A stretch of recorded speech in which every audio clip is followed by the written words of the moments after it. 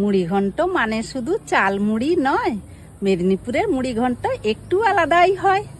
মাছের মুড়িঘণ্ট একটু অন্য ধরনের, অন্যভাবে। প্রথমে মাছ কেটে মুড়িগুলো নিয়ে ধুয়ে নেব। একটা কড়াইতে তেল গরম করে শুকনো লঙ্কা, গরম মশলা ও চিনি দিয়ে একে একে পেঁয়াজ বাটা, রসুন বাটা, আদা বাটা, জিরে বাটা, লঙ্কা গুঁড়ো, হলুদ, নুন দিয়ে কষিয়ে নেব।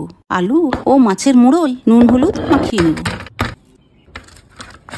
কড়াইতে মুড়োগুলো ভেঙে নিয়ে তারপর আলুগুলো ও ছোট ছোট কুচি করে রাখা নারকেলগুলো ভেজে ওই মশলা কষার সাথে দিয়ে সবগুলো ভালো করে কষিয়ে জল দিয়ে ঢাকা দিয়ে দেব 10 মিনিট। তারপর ওপর থেকে ঘি ও গরম মশলা বাটা ছড়িয়ে গরম ভাতের সঙ্গে উপভোগ করুন এই ভিন্ন স্বাদের মুড়িঘণ্ট। মেদিনীপুরের এই মুড়িঘণ্ট স্বাদে অতুলনীয়, নিশ্চয়ই খেয়ে দেখবেন।